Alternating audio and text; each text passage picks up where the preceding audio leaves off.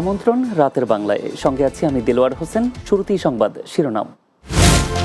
সরকারি তহবিল ব্যয়ে স্বচ্ছতা ও জবাবদিহিতা নিশ্চিতের নির্দেশ রাষ্ট্রপতির। অডিট কার্যক্রম হালনাগাদ করতে প্রয়োজনীয় পদক্ষেপ নেওয়ার তাগিদ। 1 ঘন্টা বাড়িয়ে সরকারি অফিসের সময়সূচি ফিরছে 9টা 5টায়। মন্ত্রিসভার সিদ্ধান্ত কার্যকর হবে কোরবানির ঈদের ছুটির পর।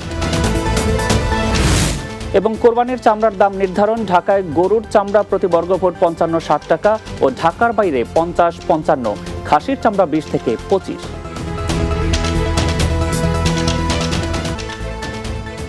শুনছিলেন শিরোনাম। দর্শক, বাংলা টিভি লাইভ দেখতে ভিজিট করুন facebook.com/banglatv/live-news। এবারে বিস্তারিত। সরকারি তহবিলের অর্থ ব্যয়ে স্বচ্ছতা ও জবাবদিহিতা নিশ্চিত করতে সংশ্লিষ্ট সকলের প্রতি নির্দেশ দিয়েছেন রাষ্ট্রপতি মোহাম্মদ শাহাবুদ্দিন। জনগণের প্রতিটি টাকা যাতে স্বচ্ছ ও সঠিকভাবে ব্যয় হয় তা নিশ্চিত করতে মহাহিসাব নিরীক্ষক ও নিয়ন্ত্রক সহ সংশ্লিষ্ট সকলকে সর্বাত্মক প্রচেষ্টা অব্যাহত রাখার নির্দেশ দেন রাষ্ট্রপতি। বাংলাদেশের comptroller and audit general Mohammad Nurul ইসলামের নেতৃত্বে 3 সদস্যের একটি প্রতিনিধি দল সোমবার দুপুরে বঙ্গভবনে রাষ্ট্রপতির কাছে বার্ষিক নিরীক্ষা ও হিসাব প্রতিবেদন জমা দেওয়ার সময় তিনি এ নির্দেশনা দেন। বৈঠকে রাষ্ট্রপতিকে সিএজি রিপোর্টের সার্বিক কার্যক্রম ও বিভিন্ন দিক সম্পর্কে অবহিত করা হয়। এ সময় রাষ্ট্রপ্রধান বলেন, বাংলাদেশ এখন উন্নয়নশীল দেশের কাতারে। প্রতি বছরই বাড়ছে বাজেটের আকার ও বার্ষিক উন্নয়ন কর্মসূচির কলেবর। জনগণের টাকা যাতে স্বচ্ছভাবে ব্যয় হয় সেক্ষেত্রে অডিট খুবই গুরুত্বপূর্ণ। এজন্য সকল অডিট, আপত্তি নিষ্পত্তি সহ সব ধরনের অডিট হালনাগাদ করতে প্রয়োজনীয় পদক্ষেপ নেওয়ার তাগিদ দেন রাষ্ট্রপতি। অফিস সূচি আগের সময় 9টা 5টায় ফিরছে, সেই সিদ্ধান্ত নিয়েছে সরকার। কোরবানির ঈদের ছুটির পর থেকে দেশের সকল সরকারি, আধা সরকারি, স্বায়ত্তশাসিত ও আধা স্বায়ত্তশাসিত প্রতিষ্ঠানে অফিস চলবে সকাল 9টা থেকে বিকাল 5টা পর্যন্ত। সকালে প্রধানমন্ত্রী শেখ হাসিনার সভাপতিত্বে মন্ত্রিসভা বৈঠকে এ সিদ্ধান্ত হয়। বিকেলে সচিবালয় বৈঠকের বিস্তারিত জানান মন্ত্রিপরিষদ সচিব মাহবুব হোসেন। বিস্তারিত বুলবুল আহমেদের প্রতিবেদনে। সোমবার সকালে প্রধানমন্ত্রী শেখ হাসিনার সভাপতিত্বে তার কার্যালয়ে মন্ত্রিসভার নিয়মিত বৈঠক অনুষ্ঠিত হয়।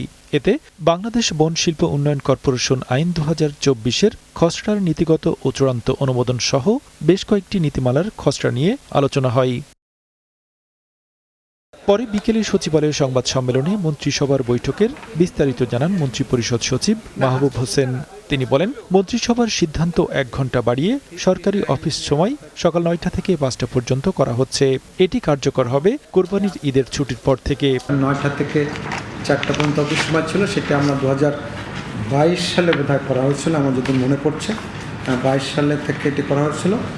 আজকে ক্যাবিনেটে একটা আলোচনা করে 9টা থেকে 5টা পর্যন্ত পুনর্নির্ধারণ করেছে। রোববার থেকে বৃহস্পতিবার 9টা থেকে 5টা, শুক্র এবং শনিবার বন্ধ থাকবে।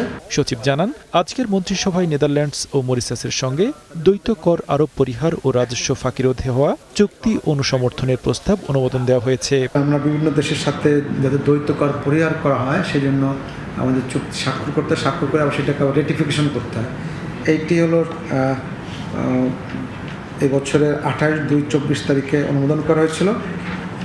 12ই মার্চ স্বাক্ষর করা হয়েছে। আজকে এটা রেটিফিকেশনের জন্য প্রস্তাব উপস্থাপন করা হয়েছে এবং সেটি অনুমোদন করা হয়েছে। এছাড়া যুক্তরাষ্ট্রে অনুষ্ঠিত বিশ্বব্যাংক IMF-এর বসন্তকালীন সভা সহ বেশ কিছু বিষয়ে মন্ত্রিসভাকে অবহিত করা হয়েছে বলেও জানান মন্ত্রিপরিষদ সচিব। বুলবুল আহমেদ, বাংলা টিভি, ঢাকা।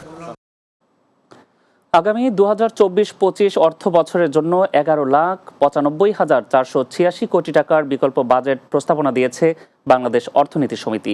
এই বাজেট প্রস্তাবনায় সুপারিশ ছিল 361টি। এতে মূল্যস্ফীতি নিয়ন্ত্রণ সহ বিভিন্ন বিষয়ের উপর গুরুত্বারোপ করা হয়। প্রান্ত পারভেজের প্রতিবেদন।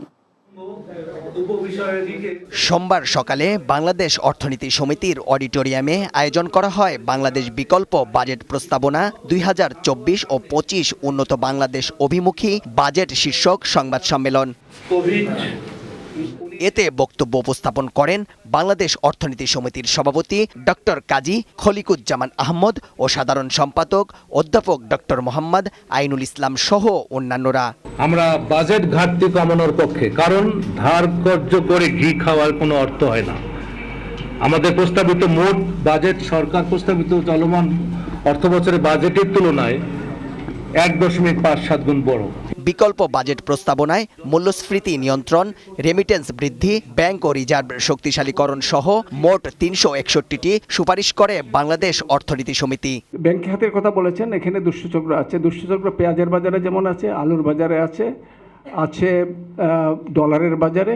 বিদেশে শ্রমশক্তি পাঠানোর ক্ষেত্রে বিশাল একটা কত হাজার মানুষ যেতে পারেননি তাদের জন্যে। এই যে সব জায়গায় বিরাজমান দুষ্টচক্র, আমরা যদি মুক্তিযুদ্ধের চেতনায় দেশকে গড়তে চাই তাহলে এই দুষ্টচক্রগুলোকে দমন করতে হবে। এছাড়া অর্থ পাচার প্রতিরোধে শক্তিশালী স্বাধীন কমিশন গঠনের উপর গুরুত্বারোপ করেন বক্তারা। দুর্নীতি, কালো টাকা, অর্থ পাচার সংশ্লিষ্ট বিষয়ে একটি স্বাধীন commission, independent commission on corruption, black money and money laundering গঠন করা হোক। কমিশন তার কাজের জন্য সরাসরি জনগণের কাছে জবাবদিহি করবে, প্রয়োজনে জনগণের পক্ষে রাষ্ট্রের প্রধানের কাছে রিপোর্ট করবে। মোট প্রান্ত পারভেজ, বাংলা টিভি, ঢাকা। নবম পে স্কেল সহ 7 দফা দাবি বাস্তবায়নের লক্ষ্যে সংবাদ সম্মেলন করেছে বাংলাদেশ সরকারি গাড়ি চালক সমিতি। সকালে জাতীয় প্রেস ক্লাবের হলরুমে সংবাদ সম্মেলনে বৈষম্যহীন নবম জাতীয় পে স্কেল ঘোষণা সহ শতভাগ পেনশন, পোষ্য কোঠা, বিনা সুদে গৃহ নির্মাণ ঋণ, সরকারি চাকরিতে বয়স 32 এবং অবসর গ্রহণের বয়সসীমা 62 করার দাবি জানান তারা। বাংলাদেশ সরকারি গাড়ি চালক সমিতির সাধারণ সম্পাদক ইমদাদুল হক সুজনের সঞ্চালনায় বক্তব্য রাখেন সংগঠনের সভাপতি আব্দুর রহিম হাওলাদার রানা, জিয়াউর রহমান জিয়া, মাহবুব আলম চৌধুরী ও মোহাম্মদ শরফ আলী সহ অন্যান্যরা।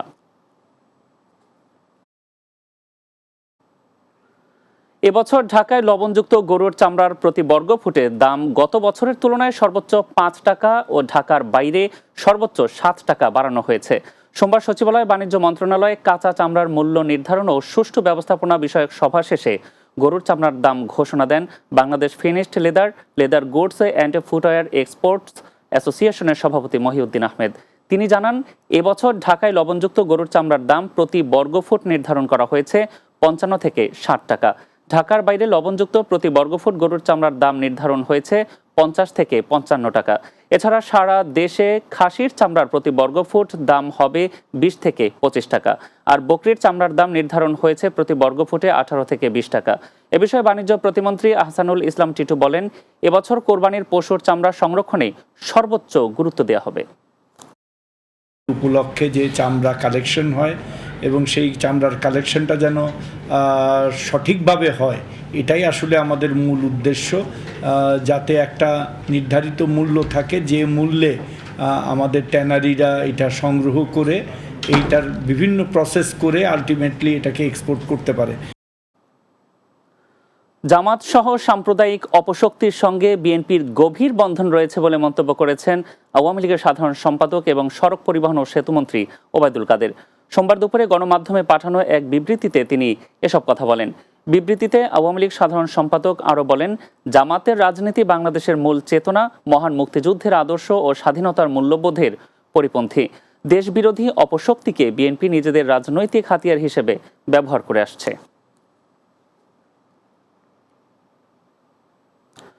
সরকার দেশকে ধ্বংস করে ফেলেছে বলে অভিযোগ করেছেন বিএনপি মহাসচিব মির্জা ফখরুল ইসলাম আলমগীর। সোমবার জাতীয় প্রেস ক্লাবে এক আলোচনা সভায় তিনি একথা বলেন। এ সময় ফখরুল বলেন, আওয়ামী লীগ সরকার গত 15 বছর ধরে জোর করে রাষ্ট্রযন্ত্রকে ব্যবহার করে ক্ষমতায় টিকে আছে। আওয়ামী লীগ যে পরিস্থিতি সৃষ্টি করেছে তাতে কোনো দলই তো নির্বাচনে আসে না। দীর্ঘকাল ধরে বাংলাদেশকে তারা শোষণ করছে, লুট করছে, বাংলাদেশের সমস্ত মানুষের অধিকারগুলো কেড়ে নিয়েছে। জিয়া রহমান ঠিক উল্টোটা করেছিলেন। তিনি একজন মিলিটারি শাসক হয়েও তিনি কিন্তু সেদিন গণতন্ত্র ফিরিয়ে দিয়েছিলেন। রাতের বাংলা নিচ্ছে এবার ছোট একটা বিরতি। ফিরে আসার পর অন্যান্য সংবাদের সাথে আরো যা থাকছে। বঙ্গবন্ধু আন্তর্জাতিক কাবাডিতে টানা চতুর্থবারের চ্যাম্পিয়ন বাংলাদেশ। ফাইনালে নেপালের বিপক্ষে 45-31 ব্যবধানের দুর্দান্ত জয়।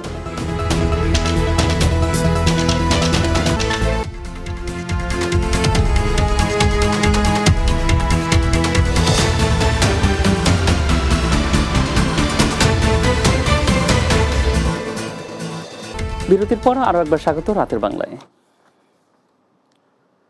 উপজেলা নির্বাচনের চতুর্থ ধাপের ভোট গ্রহণ আগামী 5 জুন। চলছে শেষ মুহূর্তের প্রচারণা। নেত্রকোনার কেন্দুয়া উপজেলা পরিষদ নির্বাচনের প্রার্থীরা ভোটারদের দ্বারে দ্বারে ঘুরে দিচ্ছেন উন্নয়নের নানা প্রতিশ্রুতি। আর সুষ্ঠুভাবে নির্বাচন সম্পন্ন করার লক্ষ্যে সার্বিক প্রস্তুতি সহ তৎপর রয়েছে নির্বাচনী কর্মকর্তা। নেত্রকোনা প্রতিনিধি ইকবাল হাসানের প্রতিবেদন, জানাচ্ছেন সুরাইয়া সীমা। আগামী 5 জুন নেত্রকোনার কেন্দুয়ায় চতুর্থ ধাপের উপজেলা পরিষদ নির্বাচন অনুষ্ঠিত হবে। তাই শেষ মুহূর্তে জমে উঠেছে নির্বাচনের প্রচারণা। সকাল থেকে রাত পর্যন্ত ভোটারদের বাড়ি বাড়ি যাচ্ছেন প্রার্থীরা, ভোট চাচ্ছেন এবং দিচ্ছেন উন্নয়নের নানা প্রতিশ্রুতি। সকলেই শতভাগ পাশের আশাবাদ ব্যক্ত করেছেন, তবে নানা অভিযোগ প্রার্থীদের। জনগণ যদি ভোট দিতে পারে, ভোট দেওয়ার সুযোগ পায়, অবশ্যই তারা আমাকে সর্বোচ্চ ভোট দিয়ে আমাকে তারা বিজয়ী ঘোষণা করবে। নির্বাচন আমার পক্ষে। কেন্দুয়ার প্রত্যেকটা অঞ্চলে আমার গণজোয়ার সৃষ্টি হয়েছে এবং বাধা বিঘ্ন এখনো পর্যন্ত আসে নাই।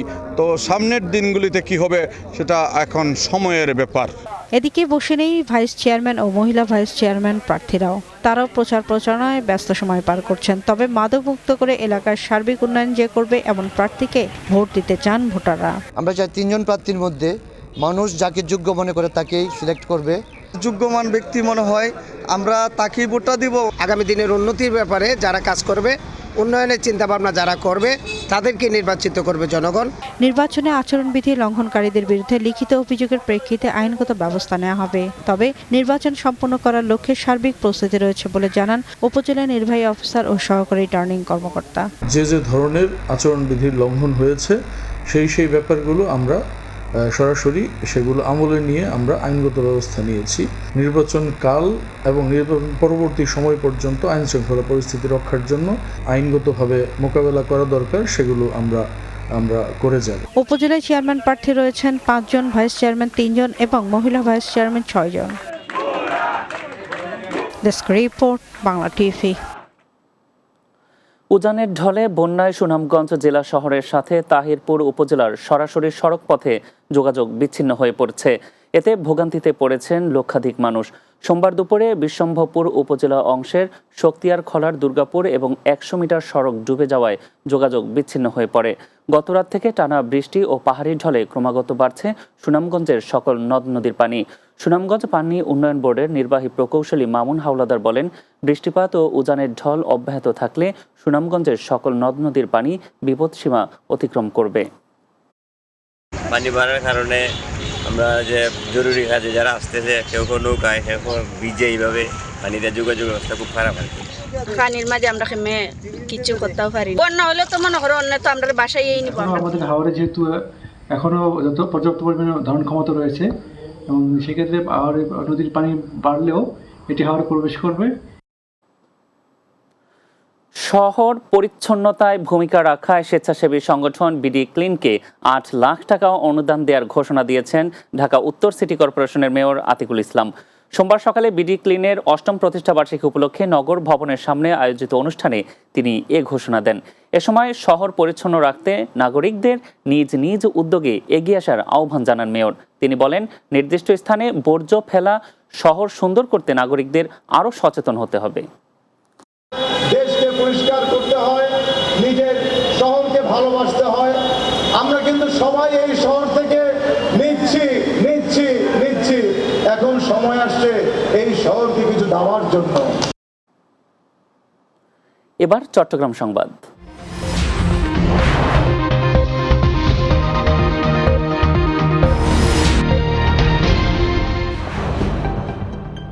চট্টগ্রামের বোয়ালখালী উপজেলায় খেলাধুলার সময় বন্ধুদের সাথে মারামারিতে আহত হয়ে এক স্কুল ছাত্রের মৃত্যু হয়েছে। নিহত মোহাম্মদ আরিফ উপজেলার সারোয়াতলি ইউনিয়নের জাকির হোসেনের ছেলে। নিহত শিক্ষার্থী স্থানীয় শাকপুরা আদর্শ উচ্চ বিদ্যালয়ের 8ম শ্রেণীর ছাত্র। বোয়ালখালী থানার অফিসার ইনচার্জ আসহাব উদ্দিন বলেন, খবর পেয়ে ঘটনাস্থল পরিদর্শন করা হয়েছে। কী কারণে বিবাদ মারামারি হয়েছে সে বিষয়টি খতিয়ে দেখা হচ্ছে। চট্টগ্রামে মাদ্রাসা সুপার আবুল কাশেমের বিরুদ্ধে প্রতারণা করে অবৈধ নিয়োগ বাণিজ্য ও দুর্নীতির অভিযোগে সংবাদ সম্মেলন অনুষ্ঠিত হয়েছে। নগরের বাইজিদ কুঞ্জছায়া এলাকার মোহাম্মদিয়া হাফিজুল উলুম দাখিল মাদ্রাসার প্রাক্তন শিক্ষার্থী ও ভুক্তভোগীদের উদ্যোগে এ সংবাদ সম্মেলন অনুষ্ঠিত হয়। ভুক্তভোগীদের পক্ষে লিখিত বক্তব্য পাঠ করেন মোহাম্মদ আরিফুল ইসলাম। এ সময় আবুল কাশেমের অপসারণ ও শাস্তি এবং অবৈধ নিয়োগ বাতিলের দাবি জানান তারা। এতে ভুক্তভোগী রিয়াজুল ইসলাম, সরোয়ার হোসেন সম্রাট, বিলাল হোসেন সহ অন্যান্যরা উপস্থিত ছিলেন। রাতের বাংলা নিচ্ছি আরও একটি বিরতি, ফিরছি কিছুক্ষণের মধ্যে, সঙ্গেই থাকুন।